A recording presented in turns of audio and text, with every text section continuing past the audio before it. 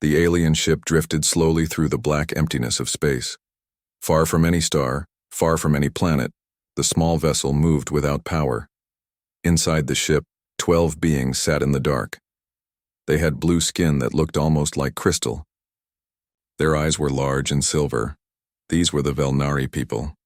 Captain Kira looked at the broken control panel in front of her. Red lights blinked everywhere. Warning sounds filled the air.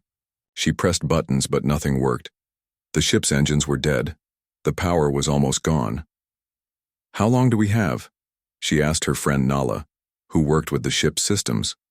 Nala looked at a small device in her hands. The numbers on it were getting smaller. "Maybe 2 days, maybe 3 if we turn off everything we can." The other crew members sat quietly. They all knew what this meant. They would die here, alone in the dark space between stars. In their culture, this was the worst way to die. When Velnari people died alone in space, their families carried shame forever. Young Jai, who was only on his second space mission, started to shake. "My mother will never forgive herself," he said quietly. "She told me not to go on this trip." Old Beck, who had been flying ships for 50 years, put his hand on Jai's shoulder.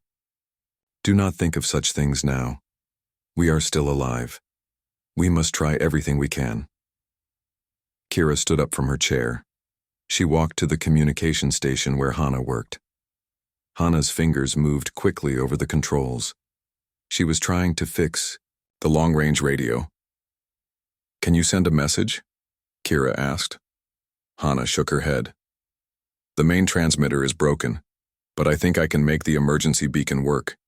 It will not be strong, but maybe someone will hear it." "Do it," Kira said. For the next hour, Hana worked on the beacon. She took parts from other broken machines. She used tools that were meant for other jobs. The other crew members helped her. They held lights so she could see. They passed her the tools she needed.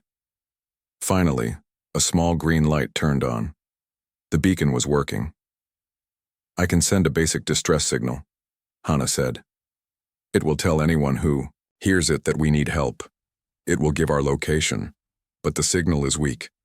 Only ships very close to us will hear it." Kira looked around at her crew. They all looked back at her with hope in their silver eyes. "Send the message," she said. Hana pressed a button. The signal went out into space. It traveled in all directions, getting weaker as it went farther. The message was simple but desperate. It said they were dying. It said they needed help. It gave their exact location in space. Hours passed. The crew took turns listening to the radio, hoping for an answer. But space was quiet. No one answered their call. The ship got colder as the power systems failed one by one. The air began to smell bad as the cleaning systems stopped working. Some of the crew started to feel sick from breathing the poor air. Dr. Poli, the ship's doctor, checked on everyone. She gave medicine to those who felt the worst, but she knew the medicine would not help much. They needed fresh air and heat. They needed power. They needed rescue. "We should prepare ourselves," Old Beck said. "If no one comes, we should die with honor." The Velnari had old traditions for dying in space. They would sing special songs. They would tell stories about their families. They would try to face death without fear, but Kira was not ready to give up.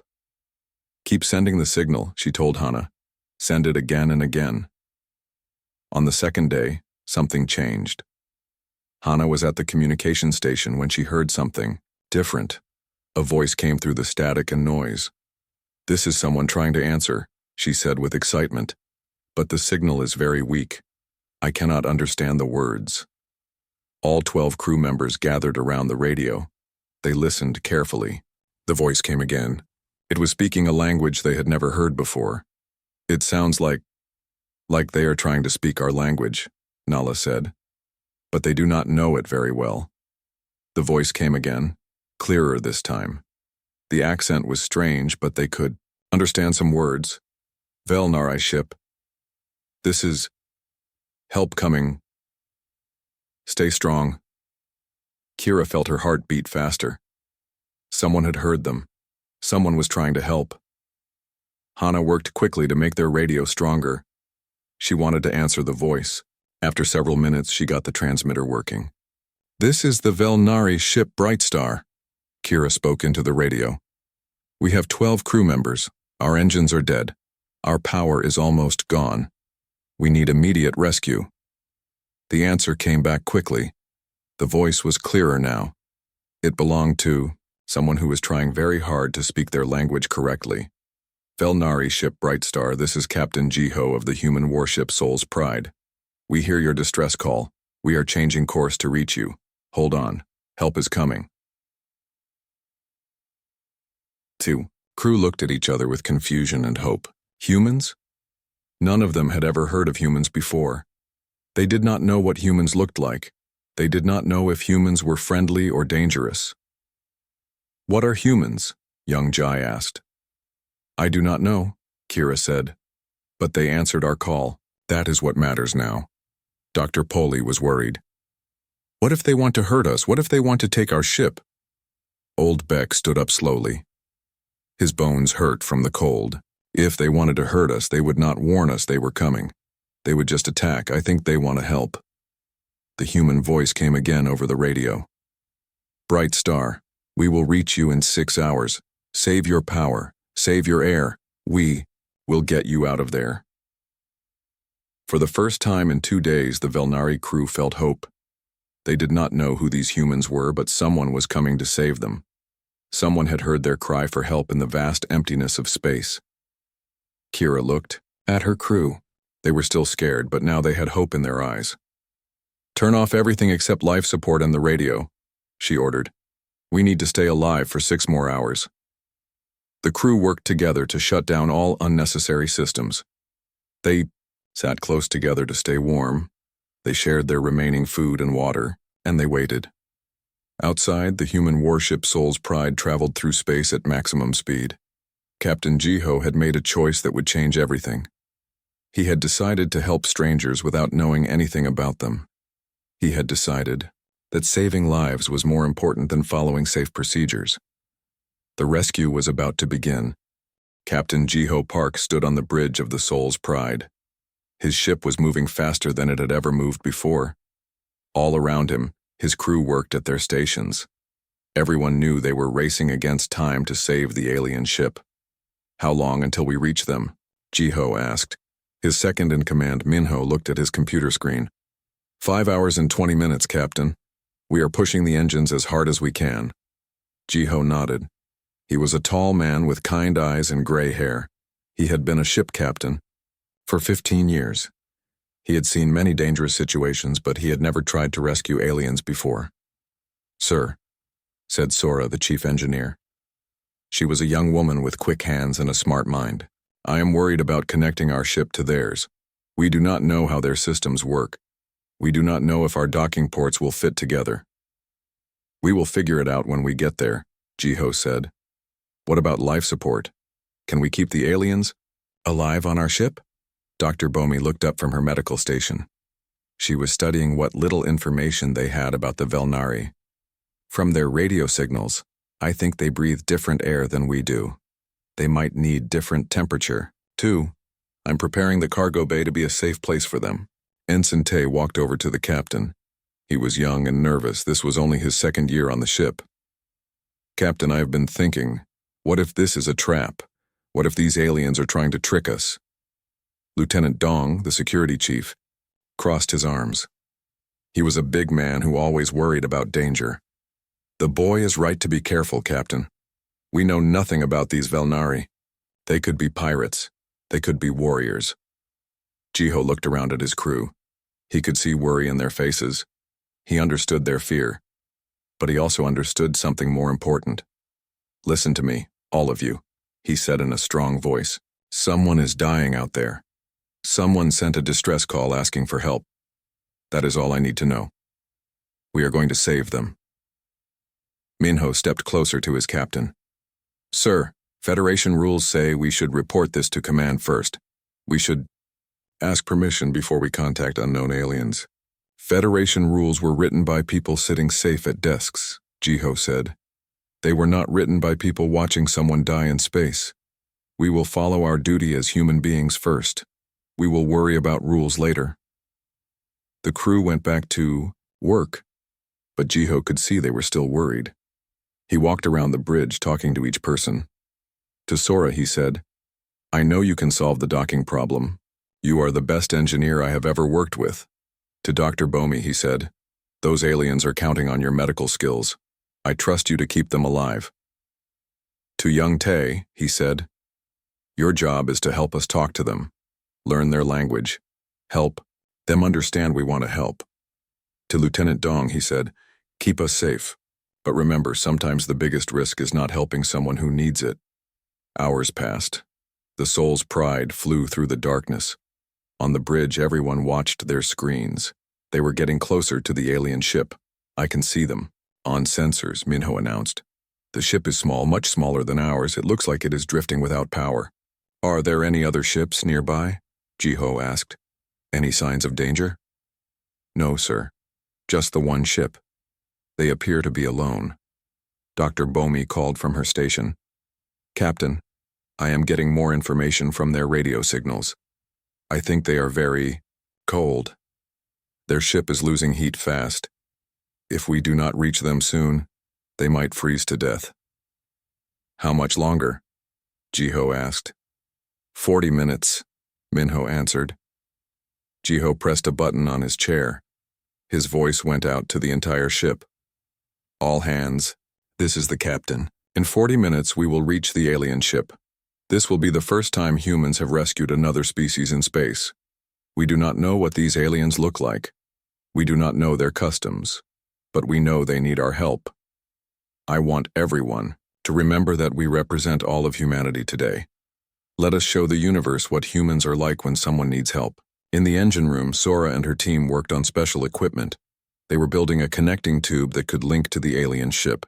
They had never built anything like it before. "Will this work?" asked Jin, one of the engineers. "It has. To work," Sora said. "Those people are depending on us." In the medical bay, Dr. Bomi prepared special suits for the aliens. She did not know what they looked like, so she made the suits adjustable. She prepared medicines that might help them. She set up beds with different types of atmosphere. On the bridge, Ensign Tay worked with the communication systems. He was trying to understand the alien language better. He played their messages over and over, learning the sounds of their words. "Captain," he said, "I think I can speak to them a little bit. Their language is very different from ours, but I am learning." "Good work," Jiho said. "Try to tell them we are almost there." Tay pressed buttons on his console. He spoke slowly into the microphone, trying to use the alien words he had learned. "Vel Nari ship, human ship coming. Very soon. We help you." The answer came back quickly. The alien voice sounded tired but hopeful. Tay listened carefully and then turned to the captain. "They said thank you," he reported. "They said they are very cold and very scared. They said they do not know why we are helping them, but they are grateful." "Tell them," Jiho said, "that humans help because it is right. Tell them not to be afraid." They got closer to the alien ship. They could see it on their screens. It was beautiful in a strange way. The ship looked like it was made of crystal and metal grown together. It was smooth and curved, very different from the sharp angles of human ships. "It is amazing," Sora whispered. "How do they build ships like that?" "Look." Dr. Bomi pointed at her screen. "There are weak lights on the ship. That means some of their power is still working." Lieutenant Dong studied the alien ship carefully. "I do not see any weapons. It looks like a science ship, not a military ship." 10 minutes until we reach them," Minho announced. Jiho felt his heart beating faster. In 10 minutes, humans would meet aliens for the first time. No one knew what would happen. Would the aliens be friendly? Would they be afraid?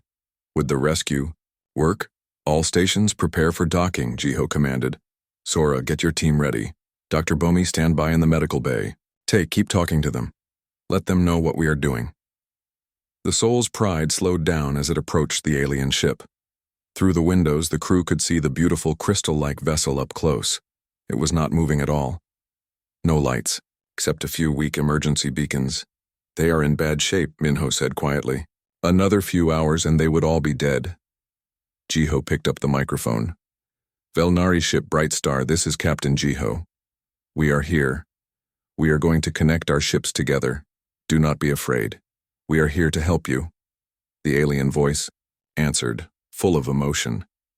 Even though they could not understand all the words, they could hear the relief and hope. The rescue was about to begin.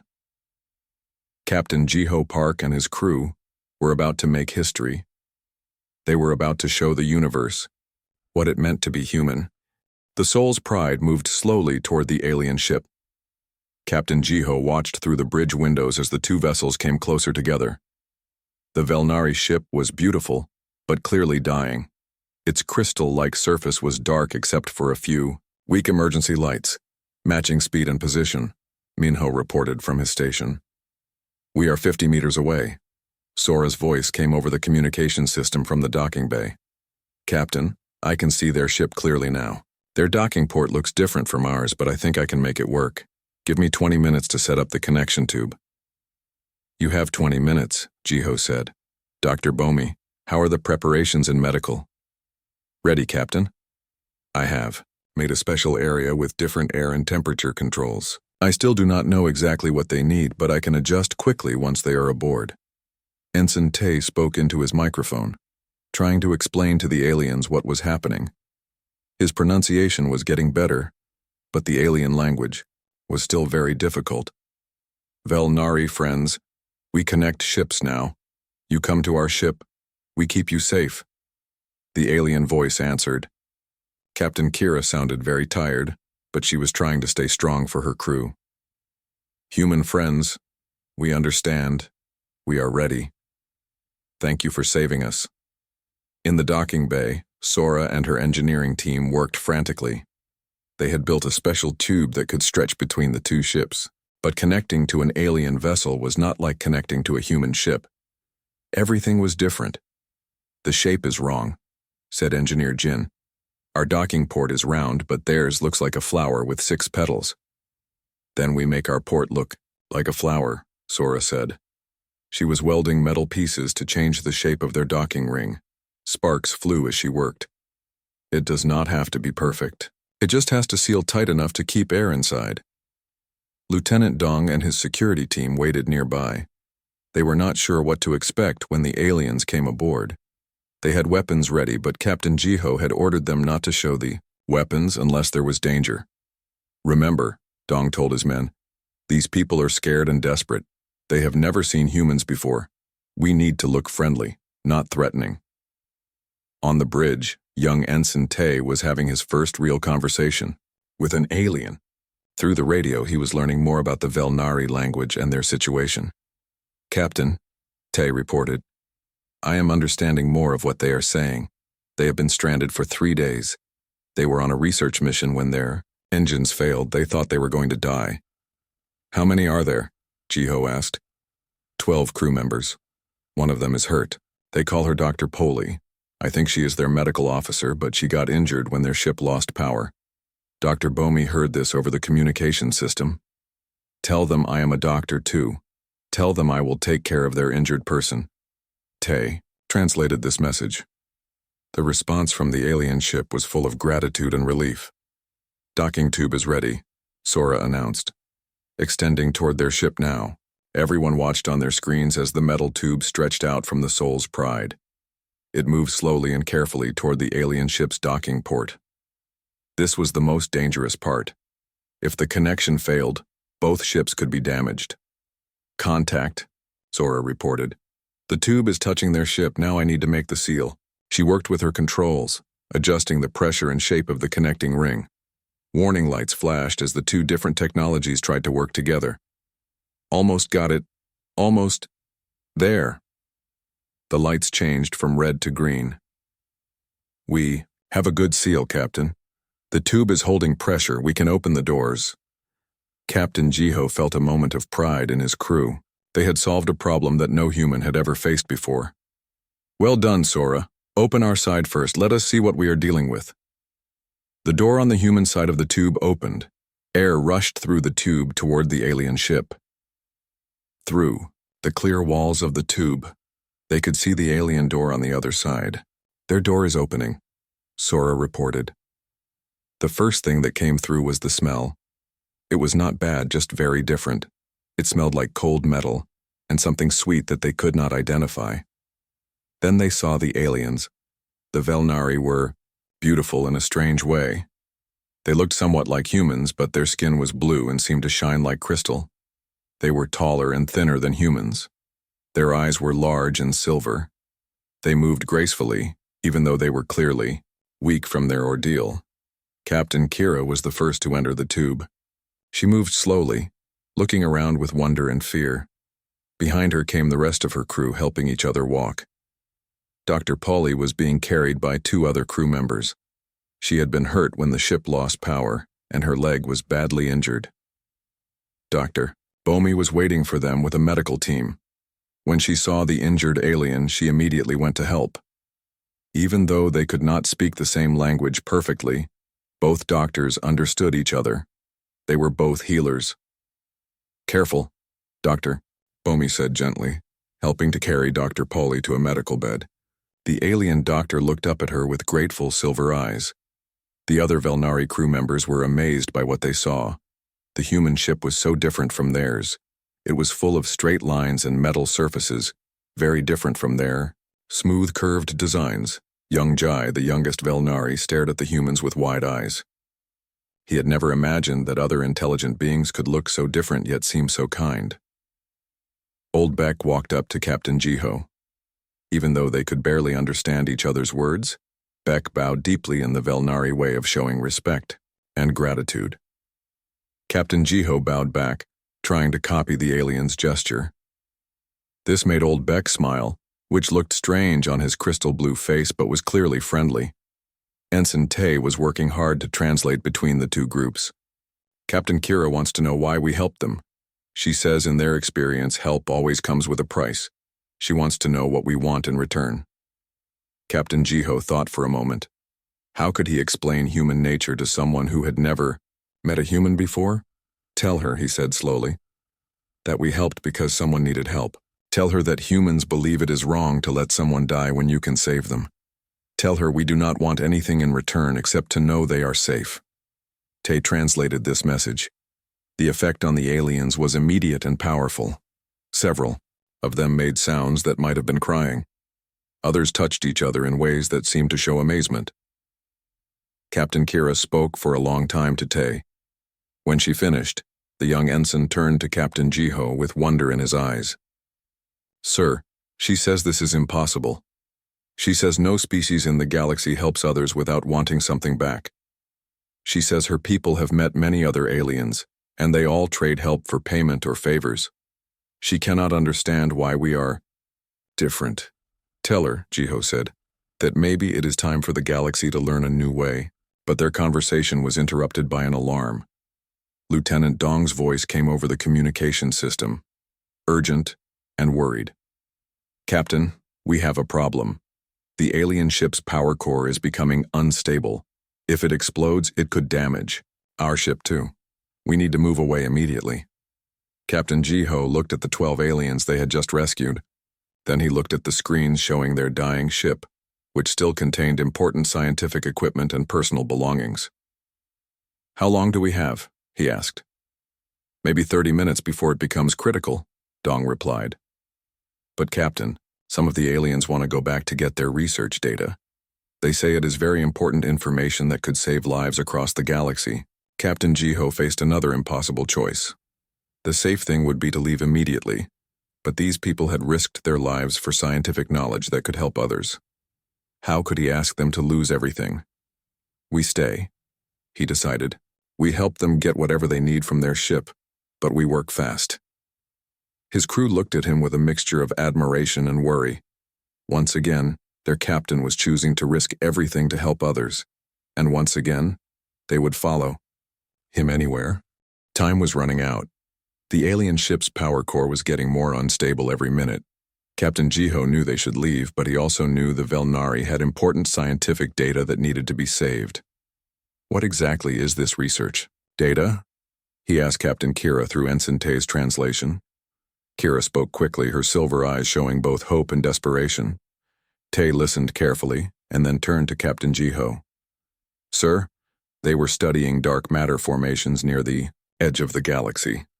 They discovered that several star systems are in danger of collapse. If they do not get this information to the Galactic Science Council within 30 days, billions of people across many different species could die. Captain Jiho felt the weight of this decision. It was not just about saving 12 aliens anymore. It was about saving entire worlds full of people he would never meet. How long to get the data? He asked. Captain Kira spoke again. Tay translated. She says the main computer core is damaged, but they can transfer the essential data to portable storage devices. It would take maybe 20 minutes if they work fast. Lieutenant Dong's voice came over the communication system. Again. Captain, the power readings from their ship are getting worse. The core could explode any time now. We should disconnect and move to a safe distance. Captain Jiho looked around at his crew on the bridge. They were all watching him, waiting for his decision. He could see fear in their eyes, but also trust. They would follow whatever order he gave. Sora, he said, how long to disconnect our ships if we need to leave quickly? 2 minutes, Captain. Maybe less if I do an emergency separation. Doctor, Bomi, how are our alien guests doing? Dr. Poli is stable. The others are resting in the modified cargo bay. They are weak, but recovering. Captain Jiho made his decision. We stay connected. Sora, take a team to the alien ship and help them get their data. Work as fast as possible.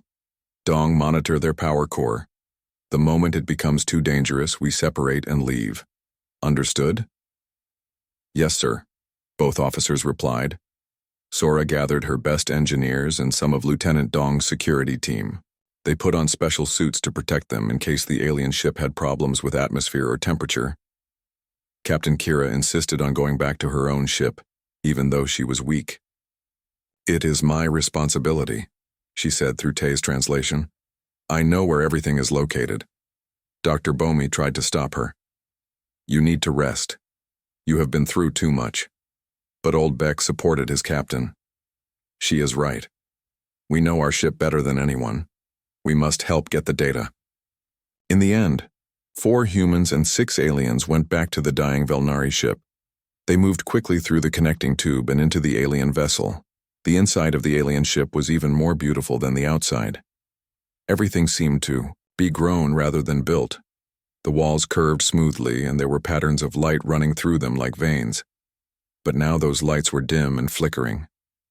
The computer core is this way, Captain Kira said, leading them through corridors that felt more like tunnels in a living creature. The main computer room was filled with crystal-like structures that hummed with energy. But several of them were cracked and dark. There, Kira pointed to a group of undamaged crystals. The dark matter research data is stored in those cores. We need to transfer it to our emergency storage devices. Sora had never seen technology like this before. How does it work? She asked. Young Jai, who was an expert with their computer systems, showed her how to connect their portable storage devices to the crystal cores. It was like nothing in human technology, but Sora was a fast learner. I think I understand, she said. Jin, help me with these connections.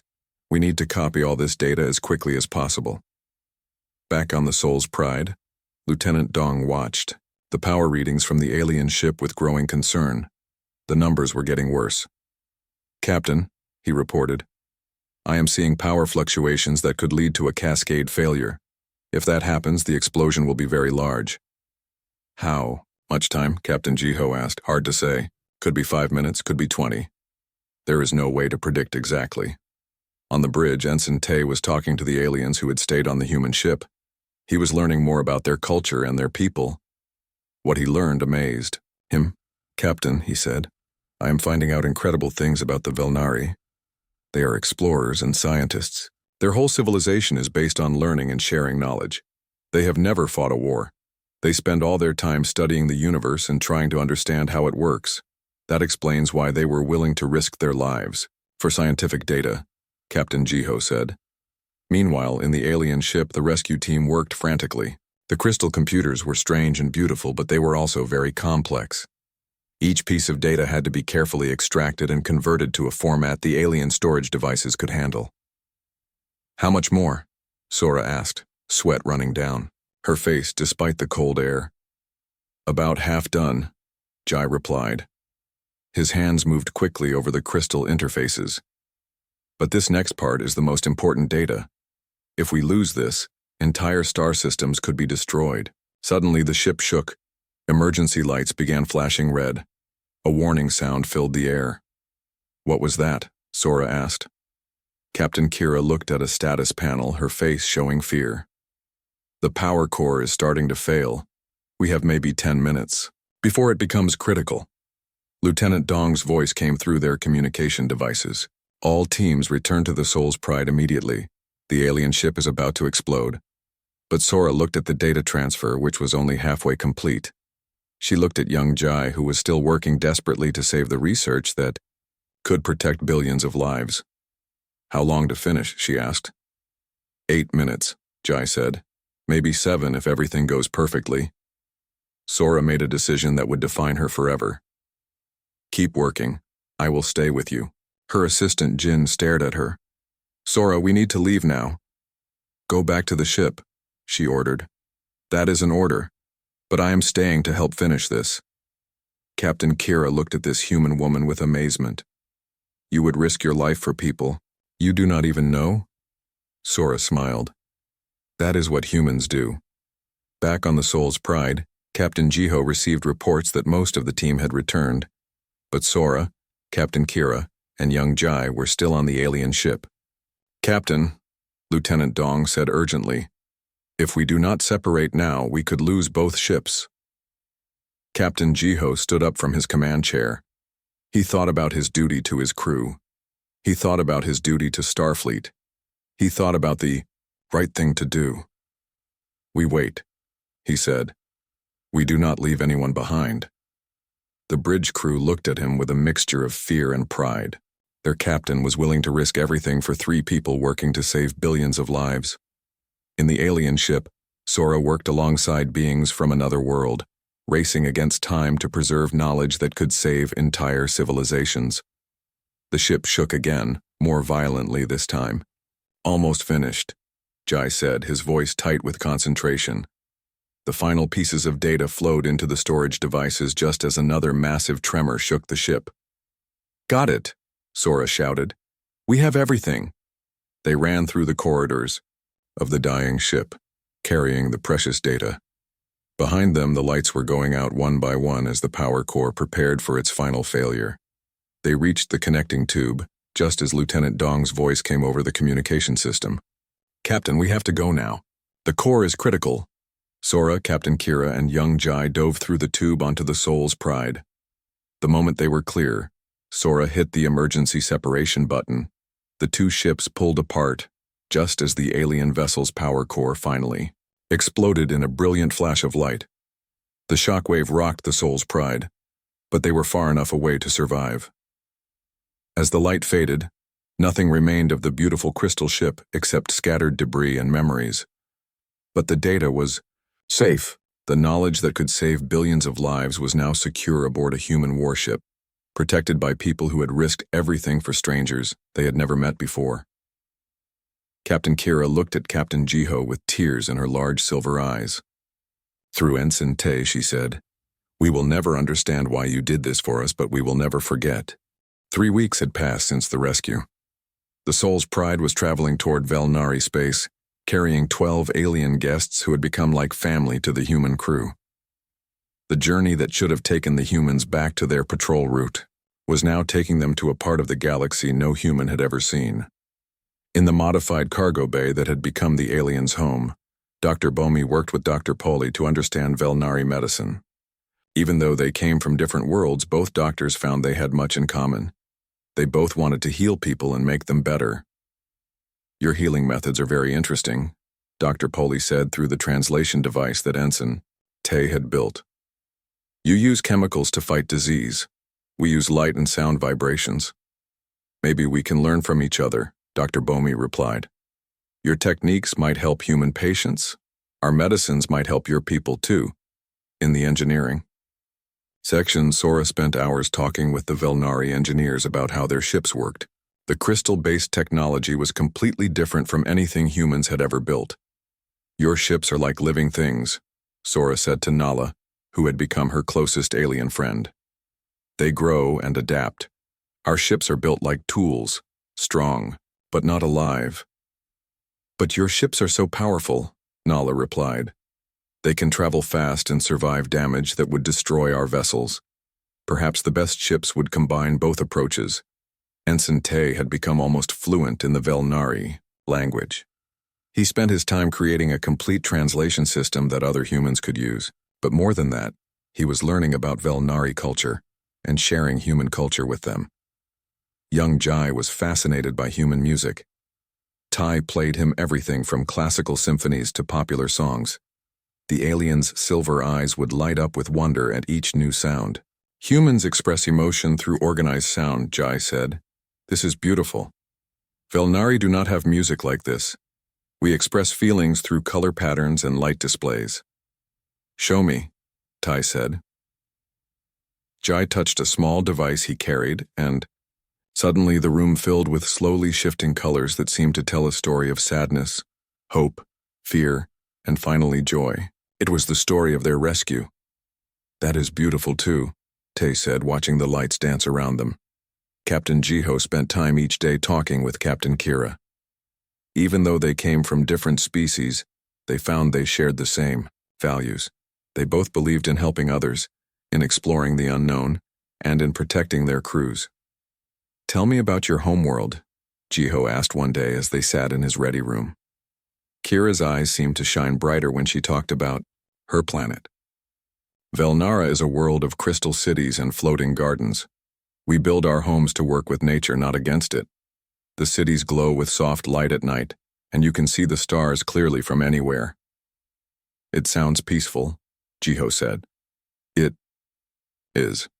We have not had war for over 1,000 years. We spend our time learning and growing, but we have always been alone. We thought we were the only people in this part of the galaxy who cared about knowledge more than power. You are not alone anymore, Jiho said simply. As they got closer to Velnari space, Captain Kira became worried about something. She talked with her crew in their own language, and Jiho could see they were concerned about something. What is wrong? He asked through Ensign Tay. Captain, Kira said, we are worried about what will happen when we reach our home. Velnari space has defense ships that protect our worlds. When they see your warship, they might think you are invading. They might attack you. We will make sure they understand we are friends, Jiho said. But what if they do not listen? What if they are too afraid to hear our explanation? Your ship looks very powerful and dangerous. Our people have never seen anything like it. Old Beck had an idea. What if we send a message ahead? What if we tell them the whole story before we arrive? Captain Kira thought about this. Yes, that might work. If they hear from us first, if they know what you did for us, they might be willing to meet you peacefully. They sent the message 2 days before reaching Velnari space. It told the complete story of the rescue, the sacrifice, and the friendship that had grown between the two species. It explained that the humans were not invaders but heroes who had saved Velnari lives without asking for anything in return. When they finally reached the border of Velnari space, they were met not by weapons, but by a fleet of crystal ships that sparkled like jewels against the stars. The alien vessels surrounded the Soul's Pride, but their intentions were clearly peaceful. Soul's Pride, this is Admiral Zahn of the Velnari Defense Fleet, came a voice over the radio. We have received the message about your brave actions. All of Velnara knows what you have done for our people. You are welcome in our space. Captain Jiho felt relief wash over him. Thank you, Admiral.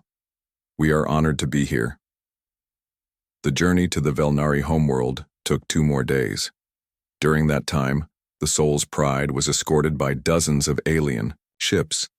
Word of the rescue had spread throughout their civilization, and everyone wanted to see the humans who had risked everything to save strangers.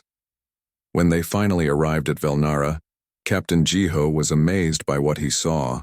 The planet glowed softly from space, covered with cities that looked like they were made of light and crystal. Space stations orbited the world like delicate sculptures. beautiful beyond anything humans had ever built. "It is magnificent," he said to Captain Kira. "Welcome to our home," she replied with pride. The Soul's Pride was given a place of honor at the main space station. When the 12 rescued crew members prepared to leave the human ship, many of them were crying. They had formed bonds with the human crew that would last forever. Dr. Polly hugged Dr. Bomi carefully, trying not to hurt her with her different anatomy. Young Jai gave Ensign Tai a small device that would let him continue learning the Velnari language. Sora and Nala promised to share their engineering knowledge with each other's people. But the biggest surprise came when Captain Kira spoke to the assembled leaders of her people. She told them about the dark matter research data that the humans had helped save. When the scientists analyzed it, they realized it was even more important than they had thought. "This data does not just warn about star systems collapsing," she announced. "It shows us how to prevent the collapse. We can save not just billions of lives, but entire civilizations." The Velnari Council, the governing body of their people, made an unprecedented decision. They invited Captain Jiho to address them directly. Standing before beings whose crystal blue faces showed nothing but respect and gratitude, Captain Jiho spoke simply. "We did what any decent person would do. We helped someone who needed help. That is what intelligent beings should do for each other." The council was amazed by this answer. In all their history of meeting other species, no one had ever acted without expecting payment or advantage. "We want to give you our most advanced technology," the council leader said. "We want to share our scientific knowledge. We want to form an alliance with humanity." Captain Jiho surprised them again. "We do not want payment for what we did. But if you want to be friends, if you want to share knowledge to help both our peoples grow and learn, then we would be honored." The rescue of 12 Velnari scientists became the foundation of the first true friendship between two species in galactic history. It started a new way of thinking about how different peoples could work together. 6 months later, when a human colony ship had engine problems near Velnari space, 17 different alien vessels responded to their distress call immediately. The rescue coordinator was Captain Kira, who had learned from the humans what it meant to help without hesitation. "This is how we learned to respond," she transmitted to the human ship. Without hesitation. Word of the human rescue spread throughout the galaxy. Other species began to change how they treated distress calls. The idea of helping others without expecting payment became known as the human way. Captain Jiho never learned about the full impact of his decision to answer one distress call. He was too busy responding to the next emergency, because that was what humans did. They helped when someone needed help, no matter who that someone was. But throughout the galaxy, when ships were in trouble and help arrived unexpectedly, crews would look at each other and say, "They are responding like humans." And that became the highest compliment anyone could give. The Soul's Pride continued its patrol of the outer territories, but now it carried more than just human crew members. Velnari scientists and engineers worked alongside humans, sharing knowledge and friendship. Together, they explored the unknown, helped those in need, and showed the galaxy what was possible when different peoples chose to trust and care for each other. The rescue that began with one captain's moral choice had changed the course of galactic civilization forever. It proved that sometimes the most powerful force in the universe is not advanced technology or superior weapons, but the simple decision to help a stranger in need. And in the vast darkness of space, that light of compassion continued to shine, guiding lost souls toward home and showing everyone what it truly meant to be human.